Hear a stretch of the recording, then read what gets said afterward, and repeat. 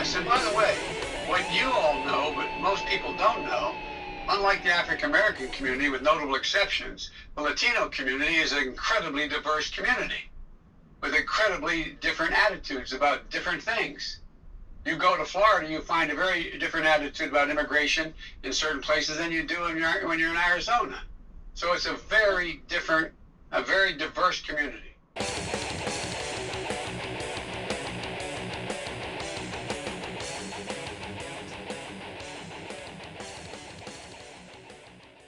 You know, this is what I hate about clips like this. I can't determine whether he's making an argument for immigration or if he just hates black people. Either way, he stole a line from Britney Spears, say, oops, I did it again. Damn it, Joe. You need to articulate yourself in such a way where you're not going to find yourself in a contradictory disposition. It's hard for me to watch this. It's hard for me to watch you. I want to give you something warm to drink, put a blanket over you, put a pillow under your head. Make sure you're nice and comfortable, seeing the rest of your days launched out in the horizon, because you're done. It's over for you. I don't know why you don't see it. And how foolish of a statement is it to think that it hasn't been like that in the past 80 years since he's been in office? I don't understand the premise, neither the trajectory or the perception that he's trying to articulate here. But let me give you some difference of a perception. Bam. Look at this guy right here. Let me read you a little bit from this here. When Frederick Douglass was 8, he was sent to Baltimore as a houseboy for Hugh Auld, a shipbuilder related to the Anthony family through marriage. The Anthony family was the people he was with as a young child. And Auld's wife, Sophia, began teaching Frederick to read, but Auld, who believed that a literate slave was a dangerous slave, stopped the lessons. And from that point on, Frederick vowed education and knowledge was, is, and always will be the path to freedom. You see, the difference between, I'll always say that. So he continued teaching himself to read. In 1831, he bought a copy of the Columbian Order, an anthology of great speeches, which he studied closely, daily.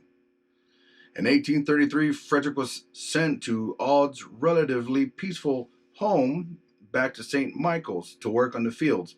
He was soon hired out by Edward Covey, a notorious slave breaker, who beat him brutally in an effort to crush his will. However, on an August afternoon in 1834, Frederick stood up to Covey and beat him in a fight. This was a turning point, Douglass has said in his life as a slave. The experience reawakened his desire for liberty. After a failed escape attempt, Frederick was sent back to Baltimore, where he began working for Hugh Auld, this time as a ship caulker. In Baltimore, he met and fell in love with Anna Murray, a free black woman. We'll read some more about this guy here, as it is important to understand the difference between some people and some places. And he's making a distinction between people in Florida and people in Arizona. Different races, different cultures, different backgrounds, different ethnicities, different food types, different. I mean, and he says it as if it's a shock to him, as if we're supposed to be like, oh wow, really? There's a difference? Of course there's a difference! We have never, ever been the same. Hispanics from Texas are different from Hispanics from California. American natives, Comanches are different from Apaches. Caucasians are different from each other. But one thing rings true. is the red, white, and blue in and through our veins. Those of us who believe in freedom and liberty, reading is a key, is a ticket to freedom. Knowledge, wisdom, understanding, giving subtlety to the simple and to the young man that knowledge and discretion. Telling these guys and ladies and that they can be whatever they want to be with a little bit of a curve. You know, nothing can stop you. Now, you can't be a man if you're a woman. Sorry to break it to you. You can't be a woman if you're a man. Sorry to break it to you. You know, that's another gray area. And, you know, really a topic I really don't care to discuss. It's just irrelevant. Yeah, yes, I said it. That's irrelevant. Moving forward. So I would like to point something out. This man right here. You know, he's been an advocate for freedom and liberty.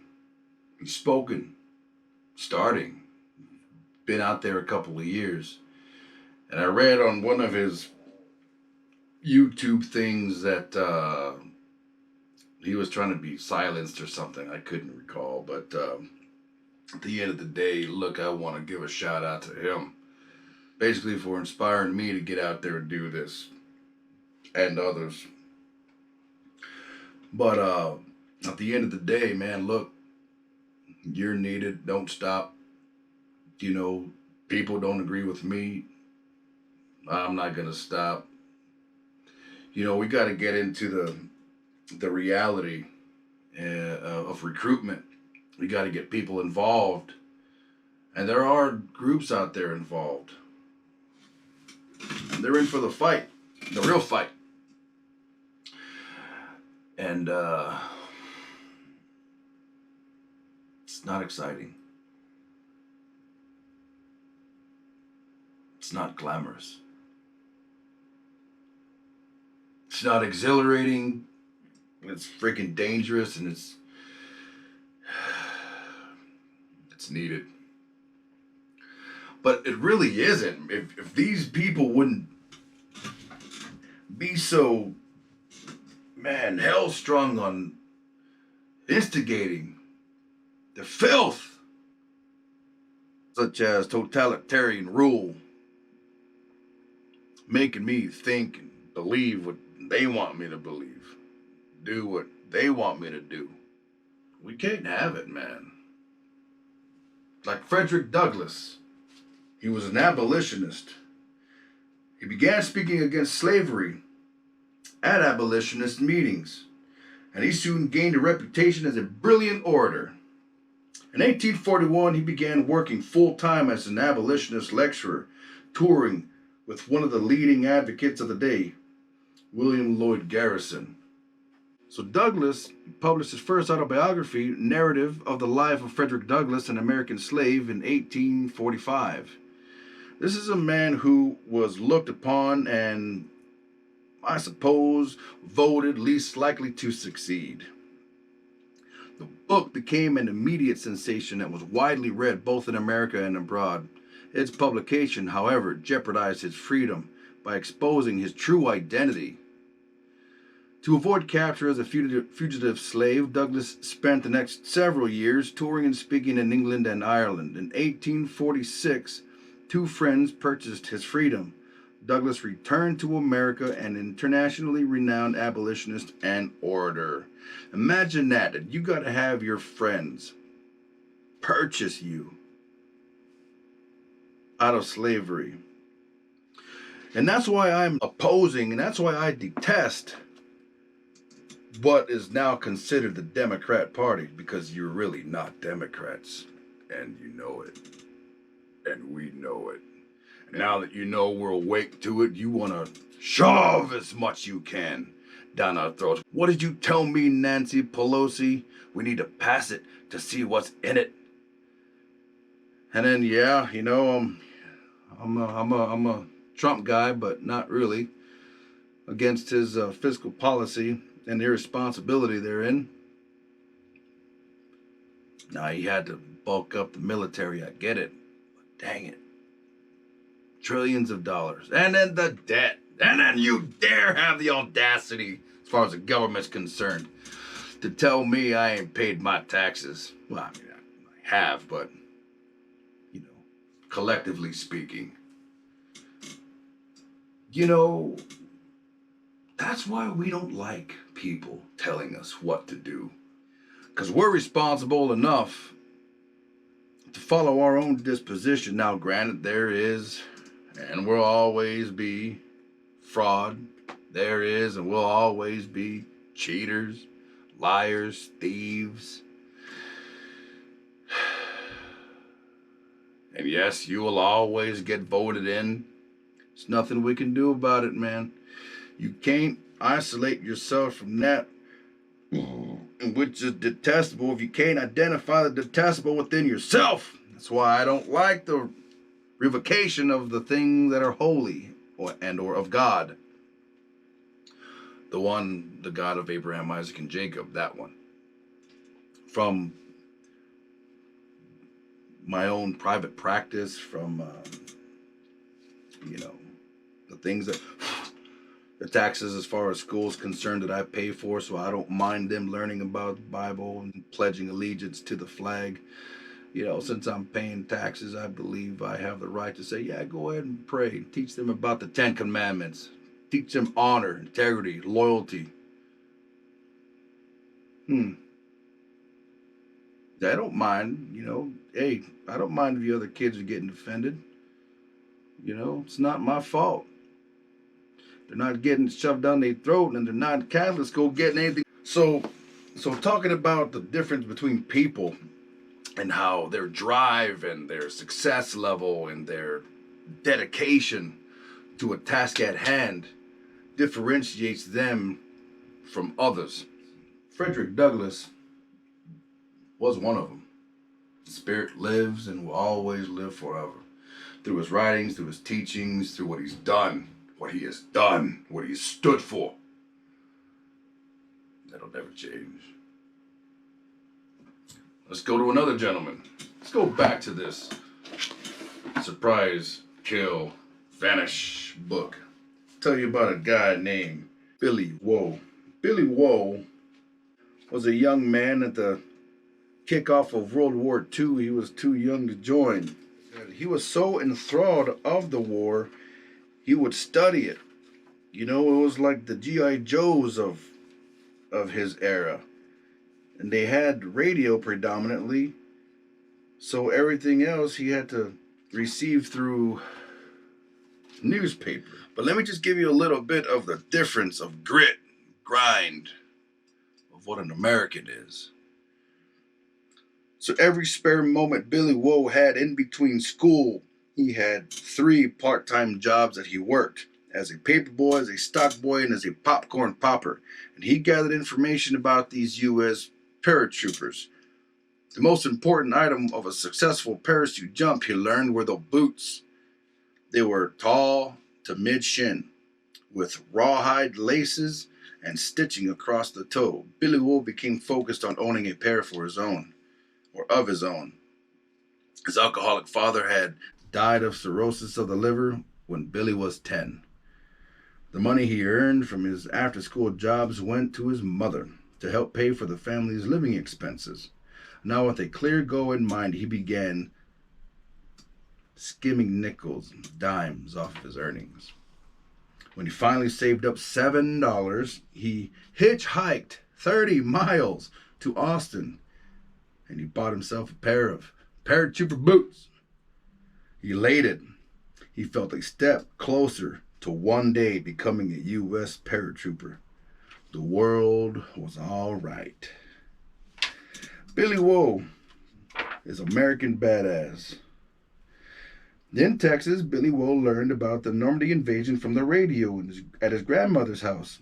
Winnie Woe lived directly across the street, and whenever Billy had a chance to listen to the programs like GI Live and This Is Our Enemy, on one afternoon of June 6, 1944, NBC Radio announced the D-Day invasion of Nazi-occupied France. Then came the newsreels of the Normandy invasion, the most Amazing footage was of 1,500 airplanes dropping thousands of American paratroopers into France. Their silk canopies filled the skies like balloons. To Billy, these operations were mythic. And when he heard that recruiting stations in Los Angeles, California, he's in Texas, mind you, allowed boys of 15 to pass for older and join the war, he decided to run away and become a combat soldier.